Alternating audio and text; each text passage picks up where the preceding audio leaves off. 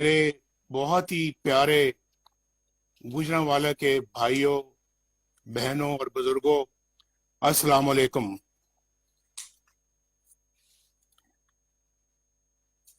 मेरी आवाज आप तक पहुंच रही है? जरा हाथ खड़ा करके बताएं।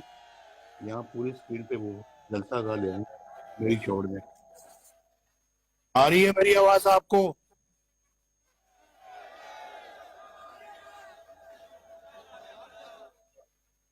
आपको मालूम है कि मेरा आपके साथ क्या रिश्ता है?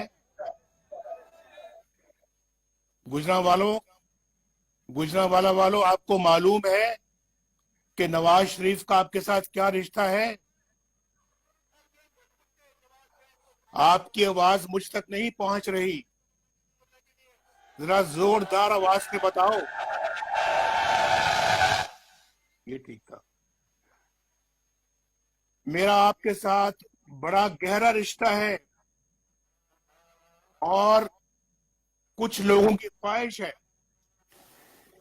कि मेरी आवाज आप तक ना पहुंचे और आपकी आवाज मुझ तक ना पहुंचे, लेकिन वो अपने मकासद में, अपने मजमूम मकासद में नाकाम रहेंगे, क्योंकि मेरा आपके साथ बड़ा गहरा रिश्ता है, बड़ा अनमोल रिश्ता है। और मैं जब भी गुजरांवाला आया, मुझे आप लोगों ने बड़ी मोहब्बत दी। और आज तो आपने, गुजरांवाला ने कमाल कर दिया है, कमाल। मैं इस मोहब्बत की गरमाइश हजारों मील दूर महसूस कर रहा हूं। गुजरांवाला ने हमेशा नवाज शरीफ के साथ वालेहाना मोहब्बत की है। आज तो आप बेमिसाल मोहब्बत का सबूत दे रहे हैं। और आज आपको मालूम है कि 3 साल के बाद आज मैं आपसे मुखातिब हो रहा हूं। इन 3 सालों में बहुत कुछ बदल गया। मैं जिन चेहरों को हंसता मुस्कुराता छोड़कर गया था, वो चेहरे आज मुझे उदास नजर आ रहे हैं। मैं अपनी माओ, बहनों, बेटियों के चेहरों पर फैली हुई परेशानी देखकर बहुत दुखी हो रहा हूं। क्या बताऊं, दिल तो चाहता है कि नवाज शरीफ आपके दरमियान आकर बैठे, आपसे कहे कि मुझे अपने दिल का हाल सुनाओ, कुछ मेरी सुनो, कुछ अपनी सुनाओ, और आपसे पूछूं कि वो चमकते जमकते चेहरे जो मैं छोड़कर आया था, कहां चले गए? उन चेहरों की रौनकें कहां चली गईं? और आप किस हाल में हैं? मुझे बताएं, आप किस हाल में हैं? आप पर क्या बीत रही है? वक्त कैसे गुजर रहा है? अपने बाल बच्चों की सुनाओ, वो किस हाल में है? रोजगार है या नहीं है? चूल्हा जलता है या बुझ गया है? 2 वक्त की रोटी भी मिलती है या नहीं मिलती? घर में आटा, चीनी, दाल है या नहीं है? बिजली और गैस का बिल देते वक्त आप पर क्या गुजरती है? सुना है बिजली का बिल देते वक्त आपके आंसू निकल आते हैं। ये बात सही है? अभी चंद दिन पहले मैं लोगों के जज्बात सुन रहा था, टीवी पर भी और सोशल मीडिया पर भी उनकी बातें सुन रहा था। उनके आंसू निकल रहे थे जब वो बिजली की बिल की बात कर रहे थे। लेकिन अब तो सुना है कि दवाइयां भी आपकी पहुंच से बाहर हो गई हैं और दवाइयां 250% महंगी हो गई हैं। ये बात दुरुस्त है? आपको मेरी आवाज पहुंच रही है? आज गरीब और बीमार आदमी कहां से अपना इलाज करवाता है, कैसे इलाज करवाता है?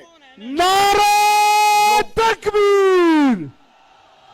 देखो देखो कौन आया,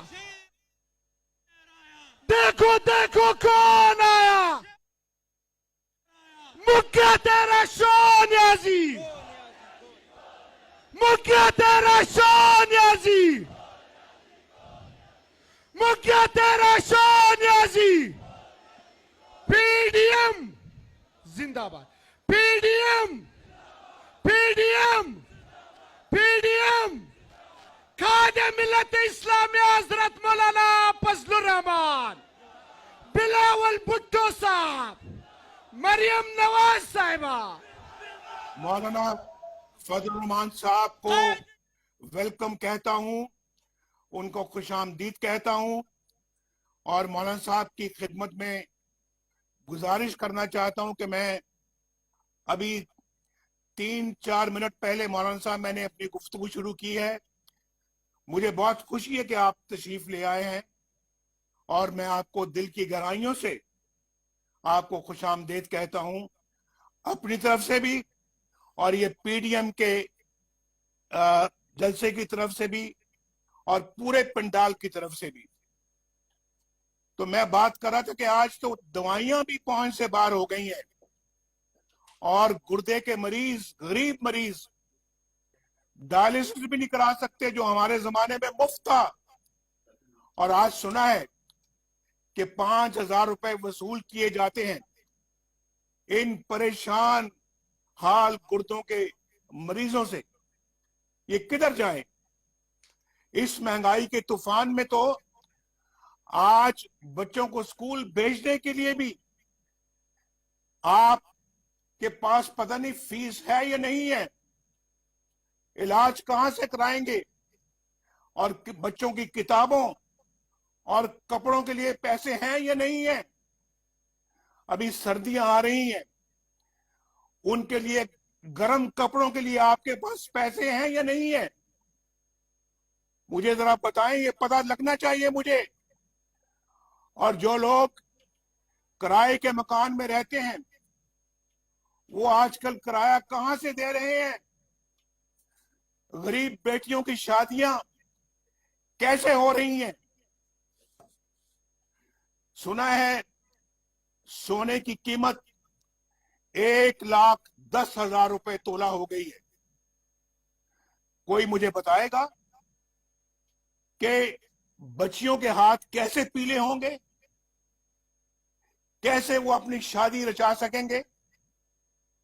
रुपए की कदर मिट्टी में मिल गई है, मिट्टी में। और जैसे जैसे रुपए की कीमत गिरती है, हर पाकिस्तानी गरीब से गरीब तर होता चला जाता है। बाजार में 100 रुपए लेकर जाने वाला शख्स मुझे बताए कि 100 रुपए में क्या मिलता है, 100 रुपए में कुछ आता भी है या कुछ खरीदा भी जाता है या नहीं। और फिर मुझे बताएं कि मेहनत कशों का क्या हाल है, जिनकी आमदनी 20,000 रुपए या उससे कम है, वो कैसे जिंदगी गुजार रहा है, वो कैसे गुजारा कर रहा है। जो कहते थे हम 1 करोड़ नौकरियां देंगे, उन्होंने तो 1.5 करोड़ लोगों को बेरोजगार कर दिया है। मैंने तो अभी 20,000 रुपए वाले आमदनी के लोगों की बात की थी, लेकिन जो बेरोजगार हैं वो कैसे जिंदगी गुजार रहे हैं? मुझे जरा बताएं, मेरे दिल पे हाथ पड़ता है जब मैं ये सोचता हूं कि जो बेरोजगार हैं, जरिया आमदनी कोई नहीं है, घर का किराया भी देना है, माँ बाप के लिए, बूढ़े लोगों के लिए दवाइयां भी लानी है, बच्चों को स्कूल भी पढ़ाना है, रोजमर्रा के अखराजात भी बर्दाश्त करने हैं, बिजली का बिल भी देना है, गैस का बिल भी देना। वो क्या कर रहा है? वो किसके पास बेचारा जाके अपनी फरियाद करता है? इन्होंने तो कहा था कि हम 50 लाख घर देंगे। मुझे बताया जाए, क्या किसी को एक भी घर मिला है? किसी को एक भी घर दिया है? फिर आज मुझे बताएं कि काश्तकार, उनका क्या हाल है? उनकी गुजरोकात कैसे हो रही है? सुना है खादें बहुत महंगी हो गई हैं, बिजली बहुत महंगी हो गई है। आए दिन रोज सुनते हैं कि आज बिजली इतनी महंगी हो गई, आज इतनी महंगी हो गई। ताजरों का क्या हाल है? ताजर कैसे गुजारा कर रहे हैं?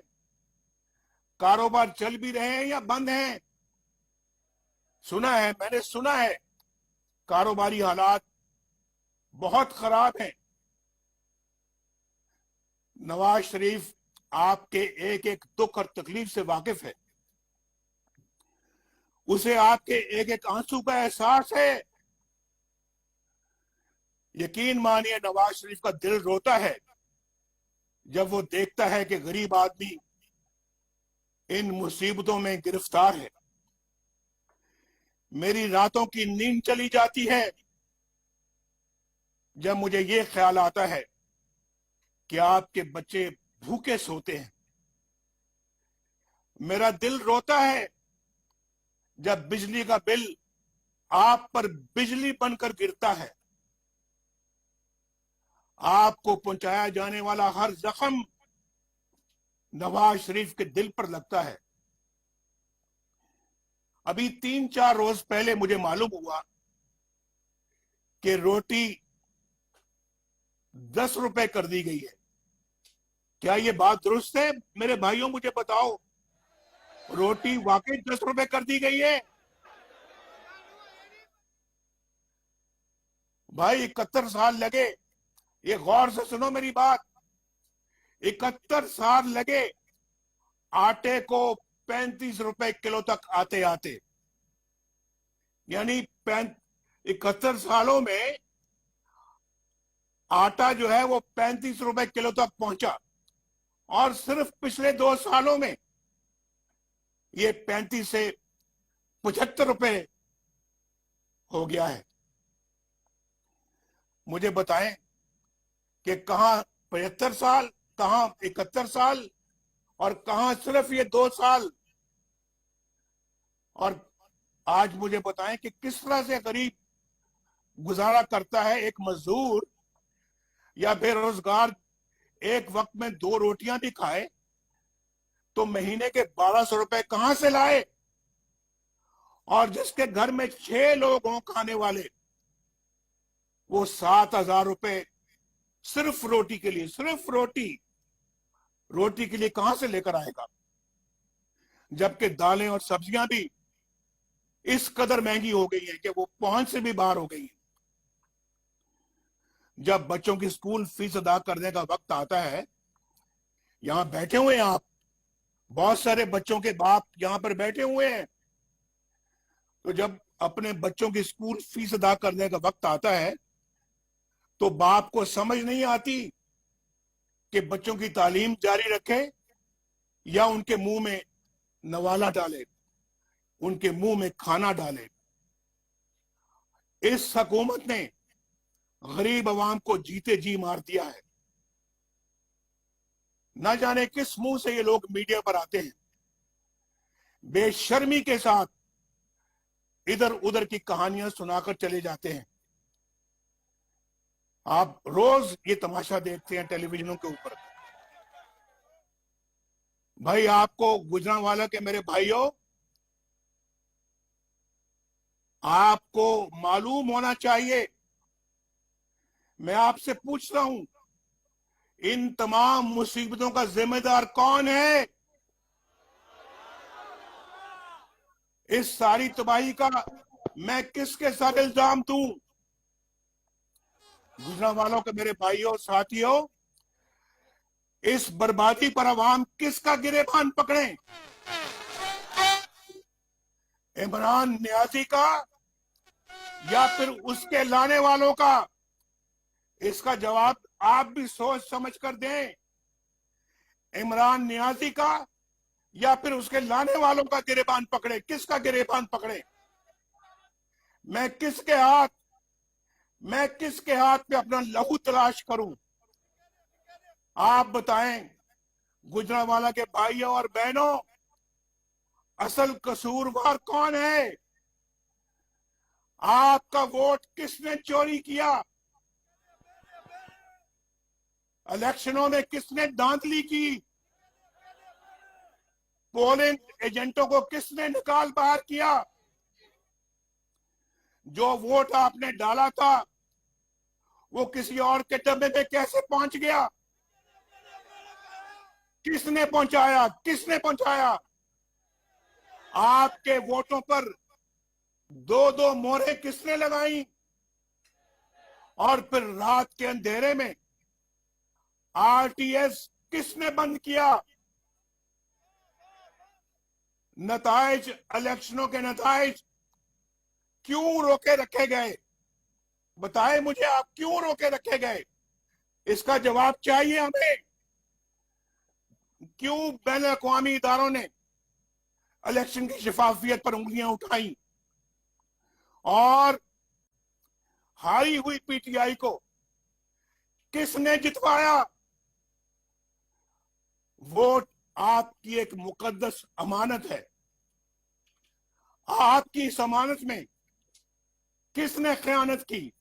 मुझे पता लगना चाहिए और आपको भी पता लगना चाहिए। ये हमारा सवाल है, इसका जवाब हम लेकर छोड़ेंगे। किसने सिलेक्टेड हुकूमत बनवाने के लिए हॉर्स ट्रेडिंग का बाजार दोबारा गर्म किया? और किसने अवाम के इंतखाब को रद्द करके अपनी मर्जी की हुकूमत बनाई? नालायक और नाहिल इमरान नियाजी को किसने वजीर आजम बनाया? बताएं, किसने बनाया?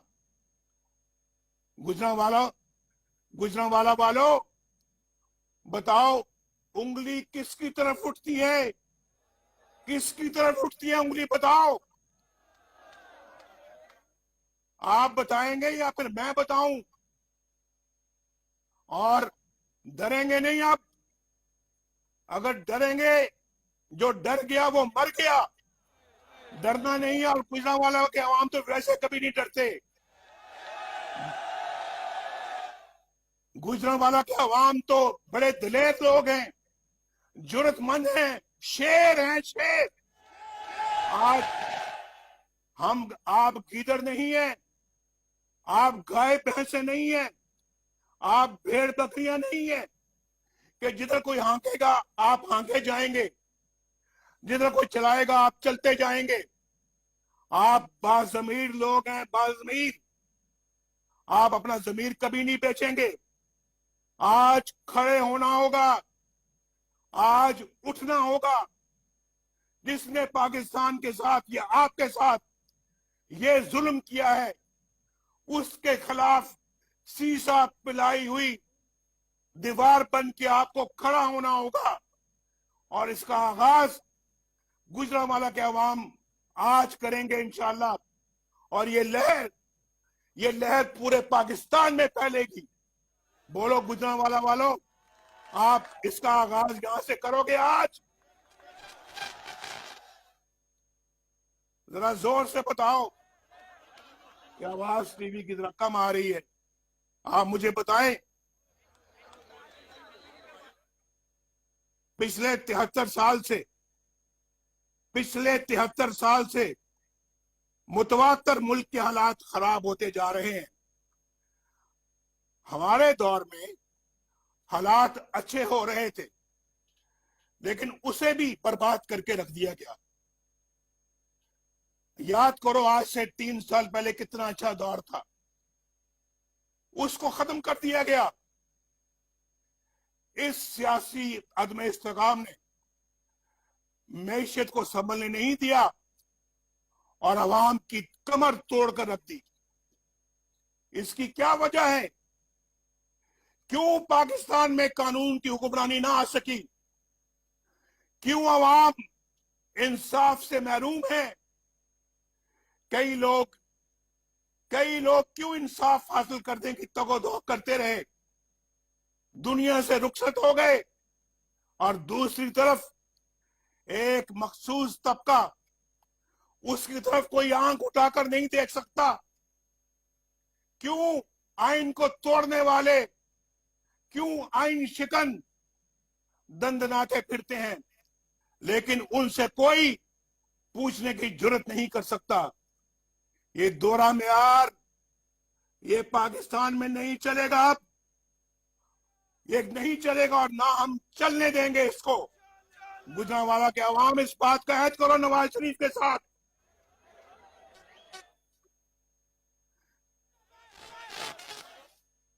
आवाज जरा जब नहीं आती ना फिर होगा कोई मसला है इसमें। आपका जो रिस्पॉन्स है, आपका जो जज्बा है, वो मुझ तक सही तरह से आपकी आवाज नहीं पहुंच रही। मेरी आवाज आप तक पहुंच रही है या नहीं पहुंच रही? बताओ, हाथ खड़ा करके बताओ, पहुंच रही है आवाज? आपकी आवाज मुझ तक नहीं पहुंच रही, लेकिन अगर मेरी भी पहुंच रही है तो ठीक है, अच्छी बात है। मुझे बताओ कि यहां पे एक डिक्टेटर को आइन शिकनी पर सजा मिली, लेकिन उस अदालत को भी उड़ा दिया गया हवा में, और दूसरी तरफ आपके मुंतखब नुमाइंदों से हमेशा बुरा सलूक किया जाता है। क्यों आपके मुंतखब वज़ीर आज़म के साथ तज़ीक आमेज सलूक किया जाता है? क्यों उन्हें काम नहीं करने दिया जाता? क्यों आपके मुंतखब वज़ीर आज़म को अपने 5 साल पूरे नहीं करने दिए जाते? क्यों जगह जगह उनके रास्ते में रोड़े अटकाए जाते हैं? कभी धरना करवाकर रास्ता रोका जाता है, कभी डॉन लीक्स बनाकर, और कभी रिजेक्टेड कहकर वजीर आजम के अहकामात को रद्द कर दिया जाता है। मैं हैरान होता हूं कि जितना वक्त इन आइन तोड़ने वालों ने साजिशों पर जाय किया, उसका आधा वक्त भी अगर दिफा पर सर्फ किया जाता तो मुल्क बहुत सी कबातों से बच जाता। उसके बाद क्या होता है? उसके बाद पनामा की साजिश होती है। पनामा का कोई और मकसद नहीं था, सिर्फ एक कि मुल्क को कमजोर करना और हुकूमत को गिराना, नवाज शरीफ को निकलवाना, नवाज शरीफ को डिस्क्वालीफाई करना। इस सब के बावजूद हमने अल्हम्दुलिल्लाह, इन धरनों के बावजूद, इन मुश्किलात के बावजूद, आप गवाह हैं गुजरांवाला वालों, ना सिर्फ हमने काम करके दिखाया, बल्कि दुनिया से भी अल्लाह के फजलो करम से अपना लोहा मनवाया। अल्हम्दुलिल्लाह, हमने सस्ती बिजली बनाकर पाकिस्तान को अंधेरों से निकाला, मुल्क में अमन कायम किया, दहशतगर्दी खत्म की, कारोबार चलना शुरू हो गया, और गुर्बत और बेरोजगारी खत्म होना शुरू हो गई। अस्पताल, स्कूल और यूनिवर्सिटियां बन रही थी, मोटरवेज और हाईवेज बन रहे थे। आज बलोचिस्तान से, सिंध से, केपीके से, पंजाब से, और वहां से भी, चित्राल से भी लोग आए हैं, इस जलसे में आए हैं, कायदीन आए हैं, और हमारे कायदीन के साथ उनके वर्कर्स भी आए हैं। पूछें कि माशाल्लाह मोटरवे पेशावर से लेके तो सिंध तक पहुंच गई है। उधर बलूचिस्तान में हाईवेज पे तामीर हो रही है। वहां पे जो टनल हमारी चित्राल वाली जो है लवारी टनल वो बन गई है, हजारा मोटरवे बन गई है। ये सब काम अल्लाह के फजलो करम से हमने अपने ये 3-4 सालों में किए। बिजली के इतने बड़े बड़े कारखाने लगा दिए, ये सारा काम किया, और अल्लाह के फजलो करम से आज हमें उसकी खुशी है। अगर पाकिस्तान को उसी तरह चलने दिया जाता, आज पाकिस्तान तरक्की का एक मरकज बन चुका होता इस खिते में। पाकिस्तान की तरक्की को दुनिया तस्लीम कर रही थी। दुनिया, पाकिस्तानी रुपया दूसरी तमाम करेंसियों में इस खिते में मुस्तहकम था। अगले 10 साल में पाकिस्तान का शुमार दुनिया की 20 बड़ी इकोनॉमीज में होने की पेशगोई की जा रही थी, और खुद बैन अवी इदारे भी ये कह रहे थे। वर्ल्ड बैंक और IMF भी पाकिस्तान की तरक्की को तस्लीम कर रहे थे। ये कि ये तरक्की अफसोस दर अफसोस, ये तरक्की अवाम का मैंडेट चोरी करने वालों को रास नहीं आई। उनसे बर्दाश्त नहीं हुआ कि नवाज शरीफ अपने मिशन में कामयाब हो जाए और वोट को इज्जत मिल जाए। नवाज शरीफ अकेला नहीं था, हमारे PDM के लीडर्स भी बहुत सारे नवाज शरीफ के साथ थे। उस हुकूमत में उनका भी हिस्सा था। वो आज स्टेज पर बैठे हुए हैं, तो उनको ये रास नहीं आया कि इनकी हुकूमत कामयाब हो जाए और वोट को इज्जत मिले। आपने 2-2.5 साल इन लोगों को भुगता है। आज आपको मालूम हो चुका है गुजरांवाला के मेरे दोस्तों कि वोट को इज्जत दो की क्या अहमियत है। वोट को इज्जत दो किसको कहते हैं? आज आपको इसका एहसास हो रहा है या नहीं हो रहा? मुझे आवाज देकर बताओ।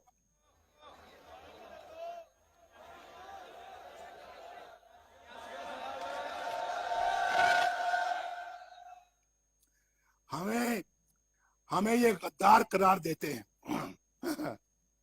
हमें ये गद्दार करार देते हैं। ये कोई नई बात नहीं है, गुजरांवाला को परेशान ना होना, ये कोई नई बात नहीं है।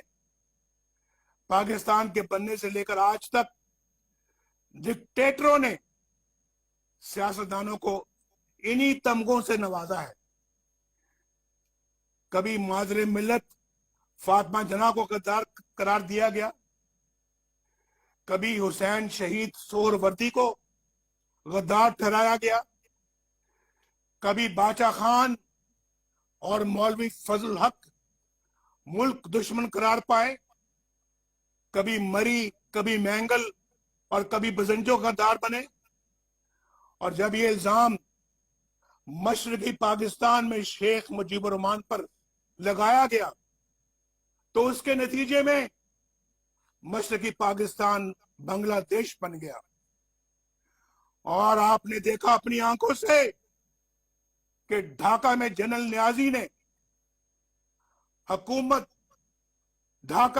नियाजी ने दुनिया की तारीख में पहली बार खुलेआम इंतहाई जिल्लत में इस तरीके से हथियार डाले। लेकिन गद्दार कौन है? सियासतदान। गद्दार कौन है? नवाज शरीफ। गद्दार कौन है? मोहतरमा बेनजीर भुट्टो। गद्दार कौन है? वली खान। गद्दार कौन है? अकबर बुख्ती या फिर महमूद खान अचकजई, जो हमेशा दस्तूर और आइन की बात करता है। और कौन गद्दार है? ये सब लोग जो स्टेज पर बैठे हुए हैं, सब कायदीन, सब गद्दार है, क्योंकि ये आइन और कानून की बात करते हैं। और मुहिब्बे वतन कौन है? मुहिब्बे वतन कौन है? जिन्होंने आइन को तोड़ा, जिन्होंने आइन को रोंद डाला, जिन्होंने मुल्क को दो टुकड़े कर दिया,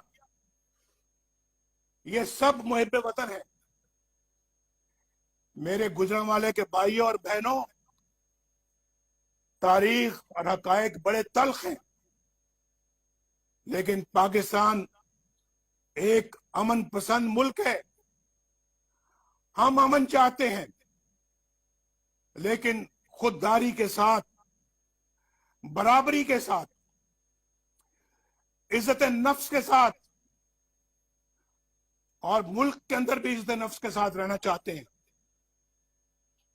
हम जमीर के खिलाफ काम करने वाले लोग नहीं हैं, बाजमीर लोग हैं, बेजमीर लोग नहीं हैं हम। और फिर मुल्क से बाहर भी, इसलिए जब भारत ने 5 एटमी धमाके किए तो हमने उसका जवाब 6 एटमी धमाकों से दिया। लेकिन जब उन्होंने अमन की बात की तो हमने हमेशा मुस्बत जवाब दिया। हमारे दौर में भारत के वजीर आजम पाकिस्तान आए, आपने अपनी आंखों से देखा, और वजीर आजम वाजपेयी मीनारे पाकिस्तान गए और वहां जाकर अपने हाथ से पाकिस्तान के बारे में इंतहाई उम्दा अल्फाज तहरीर किए।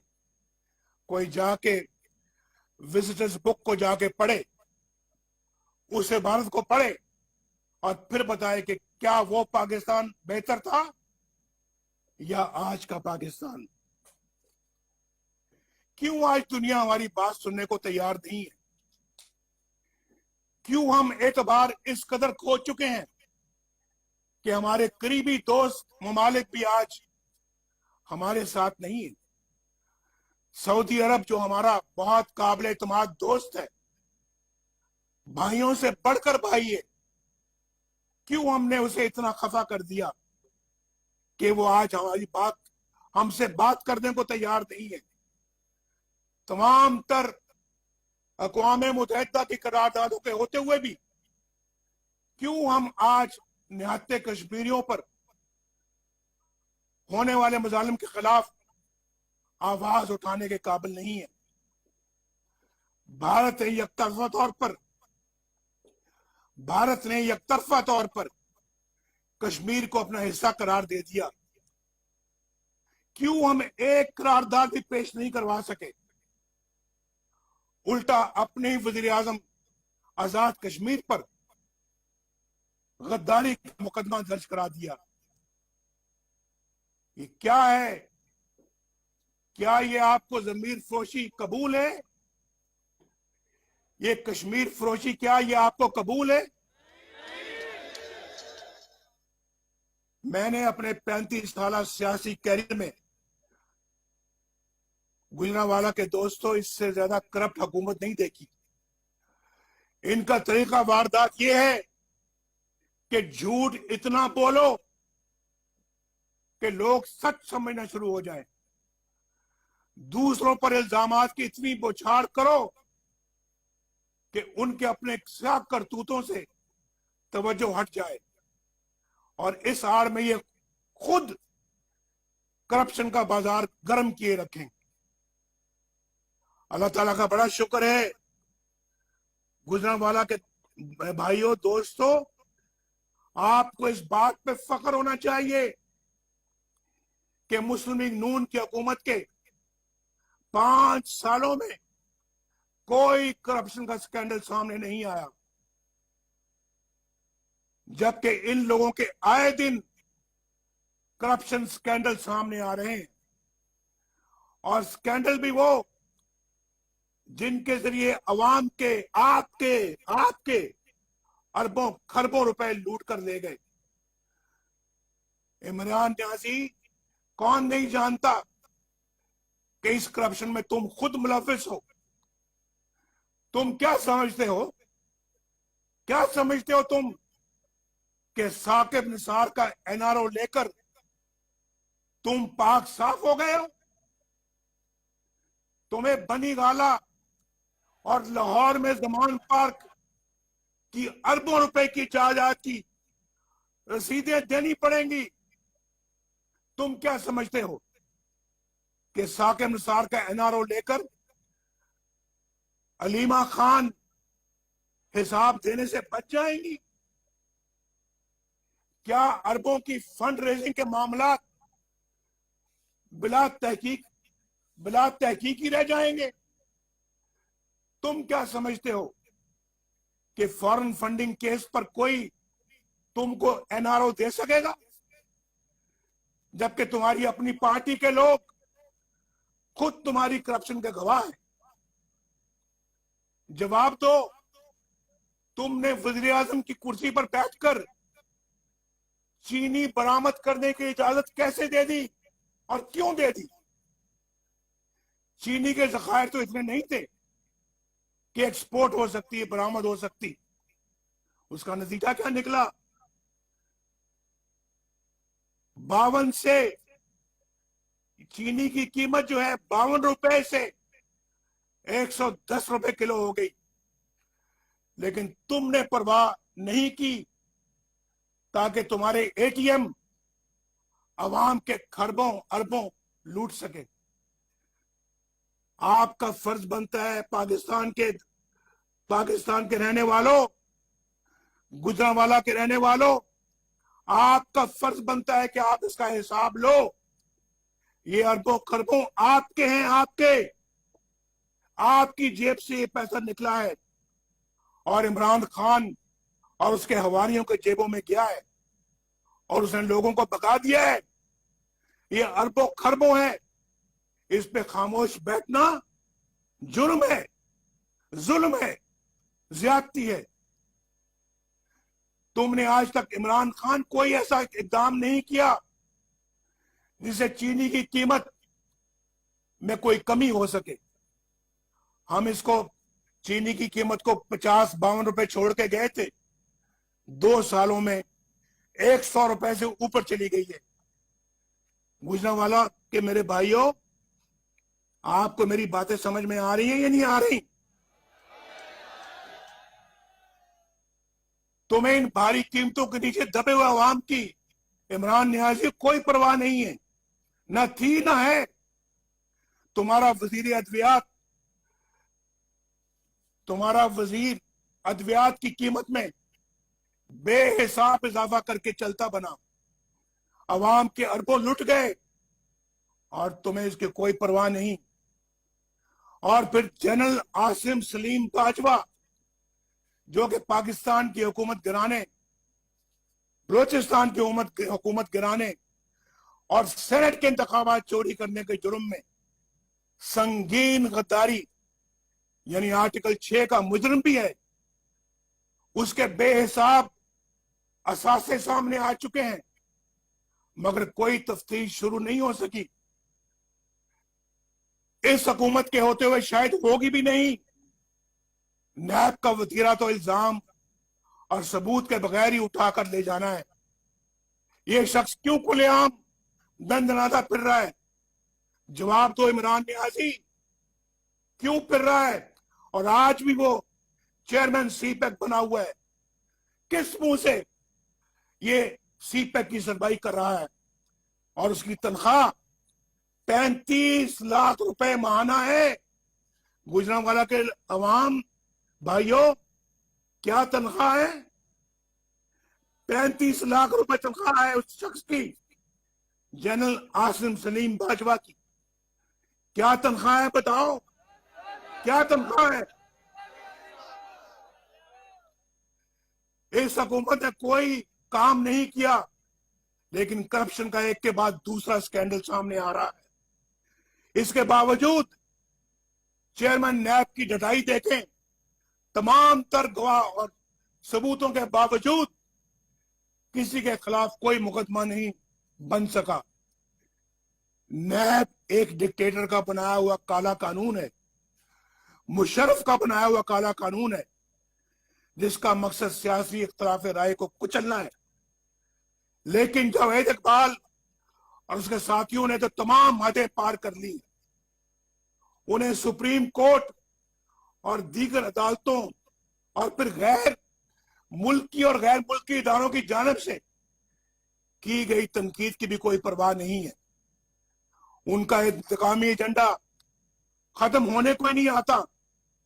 शहबाज शरीफ, हमजा शहबाज शरीफ, खुर्शीद शाह, मीर शकीलुर रहमान और ऑपोजिशन के दीगर रहनुमा आज भी पाबंदे सलासल हैं। उनको या खुद आपको भी यह मालूम नहीं कि उनका जुर्म क्या है। और जावेद इकबाल, कब तक आप एक मफाद प्रस्त टोले के मफादात के मुहाफिज बनकर बैठे रहोगे? कब तक उनके इंतजामी एजेंडे पर अमल करते रहोगे? कब तक बेगुनाहों को न्याय की चक्की में पीसते रहोगे? कब तक तुम इमरान नियाजी और आसिम बाजवा जैसों की करप्शन को तहफ्फुज देते रहोगे? याद रखो, तुम्हारा भी यौम हिसाब आएगा और बहुत जल्द आएगा। ये गुजरांवाला का जलसा, ये कायदीन, ये सब गवाह, इंशाल्लाह गवाह रहना, इनका भी यौम हिसाब आएगा और जल्द आएगा।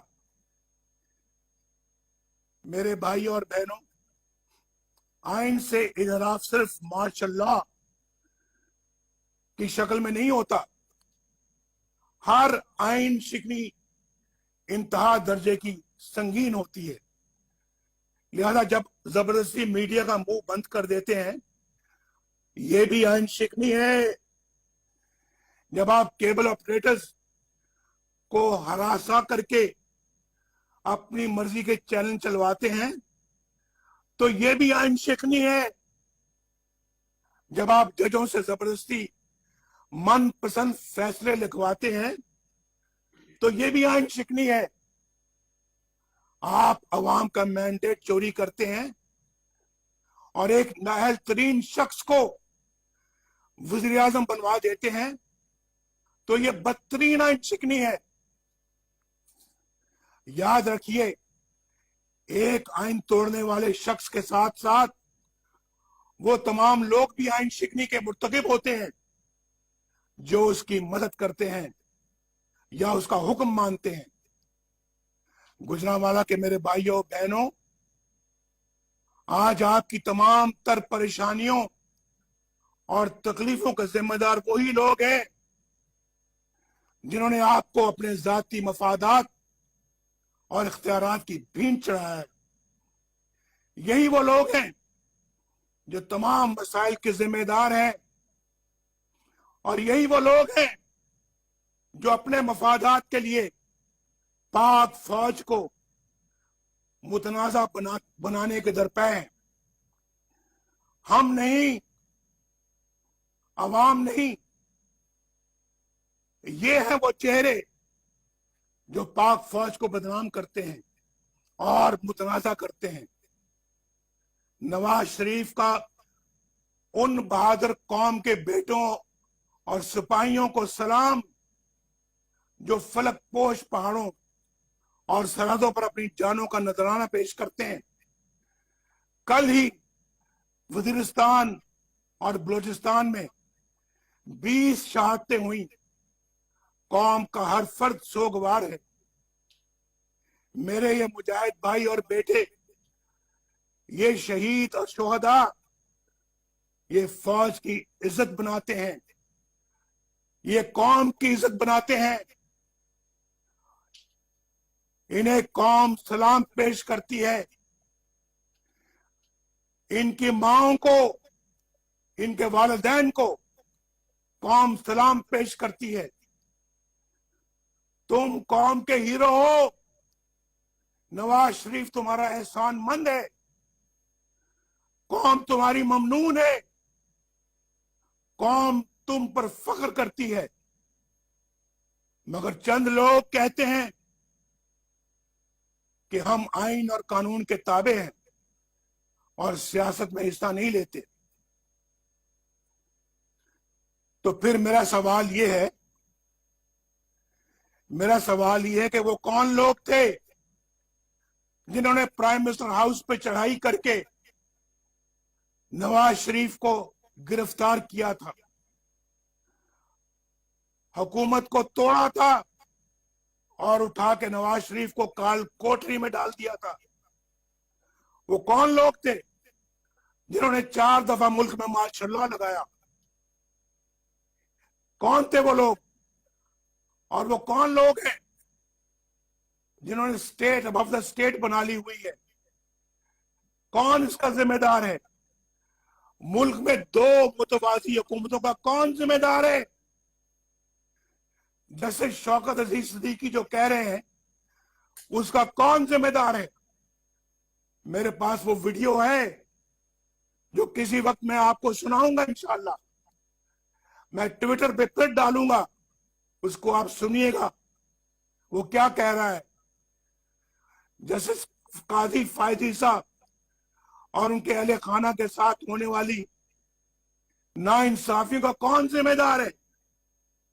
इस मीडिया की जुबानबंदी का कौन जिम्मेदार है? सेनेट के इंतखाबात पर डाका डालने का कौन जिम्मेदार है? इलेक्शन से पहले जोड़ तोड़ और हॉर्स ट्रेडिंग का कौन जिम्मेदार है?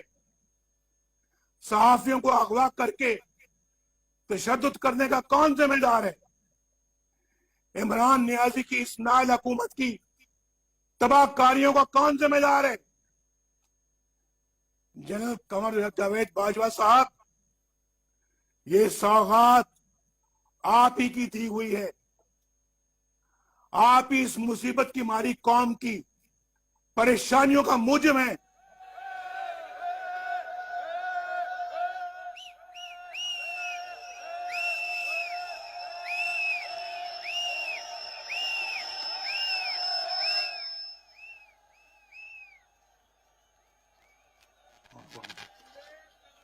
जनरल कमर जावेद बाजवा साहब, आपने हमारी अच्छी भली चलती हुकूमत को रुखसत करवाया और मुल्क और कौम को अपनी ख्वाहिशात की भीन चढ़ाया। मेंबरान पार्लियामेंट की खरीदो फरोख्त, जिससे हम अरसा दराज से जान छुड़ा चुके थे, दोबारा आपने शुरू करवाई। जजों से जोर जबरदस्ती से फैसले आपने लिखवाए। इंसाफ करने के जुर्म में जस्टिस शौकत अजीज सिद्दीकी और काजी फाइज ईसा के खिलाफ तमाम इकदाम आपके इमाम पर किए गए। आपने इलेक्शनों में अवाम के इंतखाब को रद्द करके अपनी मर्जी का नाअहल टोला इस कौम पर मुसल्लत किया। नतीजे में होने वाली बर्बादी के भी आप ही जिम्मेदार हैं। जनरल बाजवा साहब, जवाब आपको ही देना पड़ेगा। आपको बिजली का बिल बिजली बनकर बिजली बनकर गरीब पर गिर रहा है। बाजवा साहब, जवाब आपको देना होगा। दवाई ना मिलने से मेरे पाकिस्तान का गरीब मर रहा है। बाजवा साहब, जवाब आपको देना होगा। गरीब की रोटी 10 रुपए की हो गई है। बाजवा साहब, जवाब आपको देना होगा। इन गरीबों के बहते हुए आंसुओं के जिम्मेदार आप हैं। बाजवा साहब, आप इन गरीबों के बहते हुए आंसुओं के जिम्मेदार आप हैं। जवाब आपको देना होगा। इन हंसते मुस्कुराते चेहरों पर उदासी है, वीरानी है, परेशानी है। बाजवा साहब, जवाब आपको देना होगा। 1.5 करोड़ लोग बेरोजगार हो चुके हैं। बाजवा साहब, जवाब आपको देना होगा। आटा चीनी, आटा और चीनी चोर अवाम के सैकड़ों अरब रुपए लूट कर चलते बने और हुकूमत ने कीमत काबू में लाने के लिए कुछ नहीं किया। बाजवा साहब, हिसाब आपको देना होगा, आपको।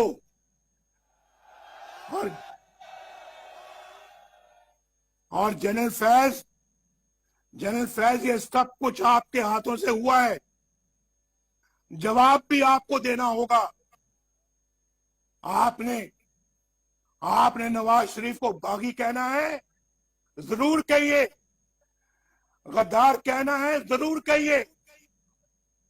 इश्तिहारी कहना है, जरूर कहिए। हाई जैकर कहना है, जरूर कहिए। नवाज शरीफ के असासे जायदाद जब्त करनी है, जरूर कीजिए। नवाज शरीफ के खिलाफ झूठे मुकदमात बनाने हैं, जरूर बनाइए। लेकिन नवाज शरीफ अपने गरीब और मजलूम आवाज की आवाज बनता रहेगा।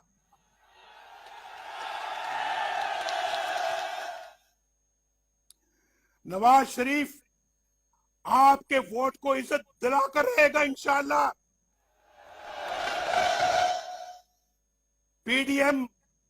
पीडीएम तुमसे वोट को इज्जत दिलाकर रहेगी, इंशाअल्लाह। गुजरांवाला वालों, मौलाना फजल रहमान वोट को इज्जत दिलाकर रहेगा। बिलावल जरदारी भुट्टो वोट को इज्जत दिलाकर रहेगा। महमूद खान अचकजई वोट को इज्जत दिलाकर रहेगा। साजिद मीर, डॉक्टर मालिक, जहां से जमालदीनी वोट को इज्जत दिलाकर रहेंगे। मियां इफ्तिखार, अवैस दुरानी, अहमद नवाज जतून, मरियम नवाज शरीफ, शाहिद खकान अब्बासी वोट को इज्जत दिलाकर रहेंगे। और गुजरांवाला वालों, आप भी वोट को इज्जत दिलाकर रहेंगे।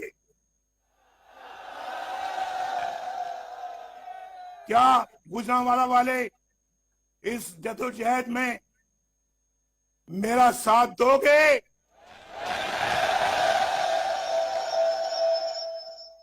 पीडीएम का साथ दोगे? क्या पाकिस्तान हमारा साथ देगा? ये वादा है आपका, गुजरांवाला वालों को वादा है आपका। नवाज शरीफ के साथ वादा कर रहे हो, दोनों हाथ खड़ा करके वादा करो, क्या साथ दोगे?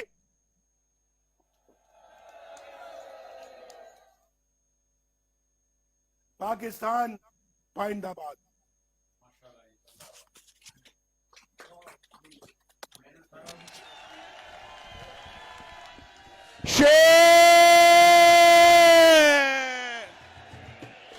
एक बारी फिर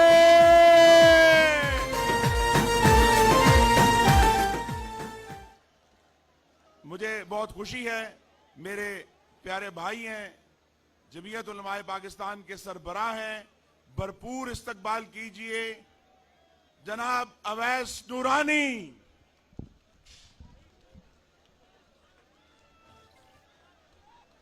एक नारा लगाना चाहता हूं,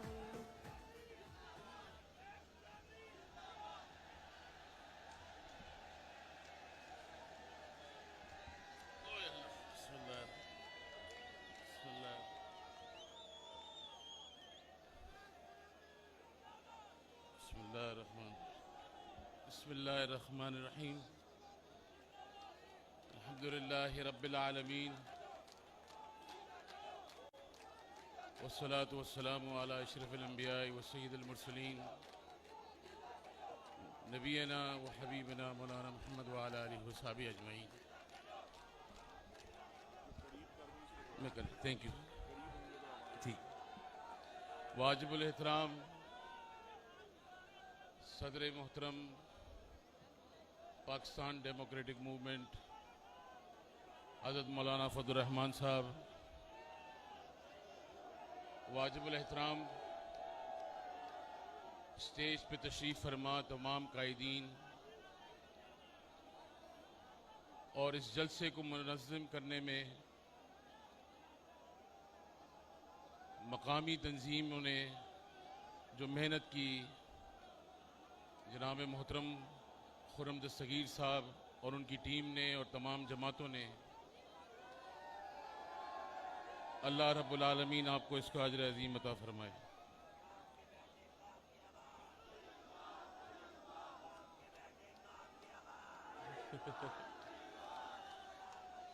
आज गुजरावाला का ये जलसा इस बात की गवाही देता है कि पाकिस्तान में